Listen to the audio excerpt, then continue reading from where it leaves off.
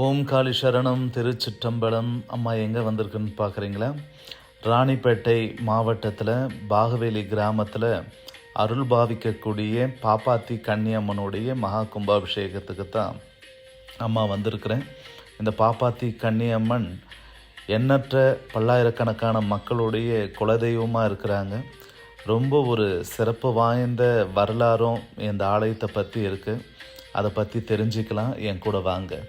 பாருங்கள், எவ்வளோ ஒரு மக்கள் நல்லா சிவவாதியத்தோட நாதஸ்வரம் மேளங்கள் வாசிக்க பக்தர்கள்லாம் எப்போ கும்பாபிஷேகம் நடக்கும் அப்படின்றதுக்காக ஆவலோடு பார்த்துட்டு இருக்கிறாங்க. அம்மா காலையில் கும்பாபிஷேகத்துக்கு போயிருந்தேன்.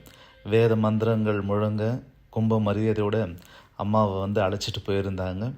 ரொம்ப இயற்கை சூழ்ந்த அந்த பசுமையான அந்த வயல்வெளிகளுக்கு மத்தியில் அழகாக சப்த மாதாக்கள் நடுவில் பாப்பாத்தி கன்னியம்மன் உட்காந்துருந்தாங்க.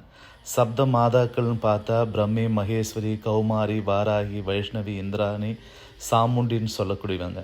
அவங்களுக்கு பணிவிட செய்யக்கூடியவங்க தேவலோகத்து கன்னிகளாக இருக்கக்கூடியவங்க தான் இந்த மச்சக்கன்னி, மாயக்கன்னி, ஆகாசக்கன்னி, நாகக்கன்னி, கூர்மக்கன்னி அப்படின்னு சொல்லக்கூடியவங்க. அதில் பாப்பாத்தி கன்னியம்மன் சொல்லக்கூடியவங்க ஒரு பிரதானமான தெய்வம். ஏன்னா இவங்க சுத்த சைவமாக இருக்கிறவங்க. தன்னுடைய தோழியரோடு ஒரு குளத்தில் நீராடுறாங்க. அப்போ அங்கே இருக்கிற ஒரு கந்தர்வன் அந்த குளிக்க சொல்ல அந்த ஆடைகளை எடுத்துகிட்டு போயிட்டதுனால கைலாயத்துக்கு அவங்களால திரும்ப போக முடியல.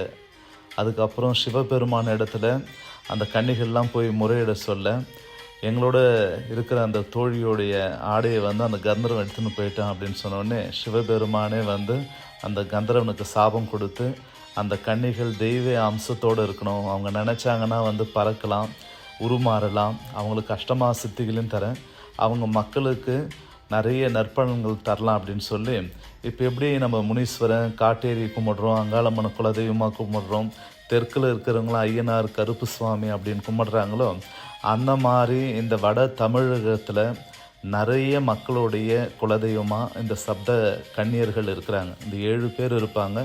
அவங்களுடைய திருவுருவத்தை வச்சு தான் நிறைய மக்கள் குலதெய்வமாக வழிபடுறாங்க. அந்த பாரம்பரியமாக எத்தனையோ நூற்றாண்டுகளுக்கு முன்னாடி இந்த பாகவேலின்ற ஒரு கிராமத்தில் ஒரு கிணத்துல ஒரு உருவத்தை கண்டெடுக்கிறாங்க அந்த கிராம மக்கள். அந்த அம்மனுடைய உத்தரவு பிரகாரம் வருஷத்துக்கு ஒரு முறை சித்திரை மாதம் பௌர்ணமியில் என்னை வெளியெடுத்து வச்சு பூஜை வழிபாடுகள்லாம் செஞ்சு மறுபடியும் இந்த கிணற்றுலேயே விட்டுடணும் அப்படின்னு அந்த அம்மனுடைய உத்தரவு கிடைச்சோடனே மக்கள் எல்லாம் வருஷத்துக்கு ஒரு முறை எங்கெங்கெல்லாம் வெளியூரில் இருக்கிறாங்களோ, எந்த ஊரில் எங்கே இருந்தாலும் சரி, அவங்க எல்லாரும் அந்த சித்ரா பௌர்ணமிக்கு ஒன்று கூடி அந்த கிணத்துல விடப்பட்ட அந்த அம்மனுடைய திருவுருவத்தை எடுத்துகிட்டு அந்த கோவில் மண்டபத்தில் வச்சு வழிபாடு செய்வாங்க.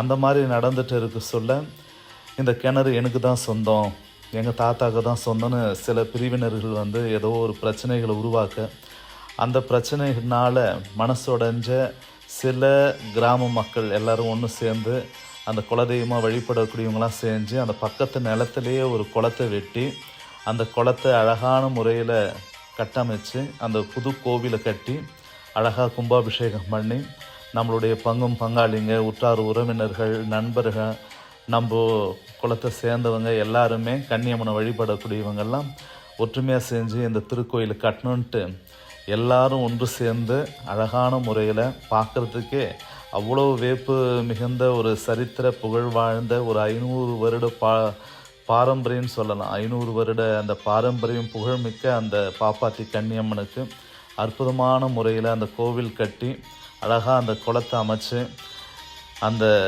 ஏற்பாடுகள்லாம் பார்த்தா அவ்வளோ சிறப்பான முறையில் செஞ்சுருந்தாங்க.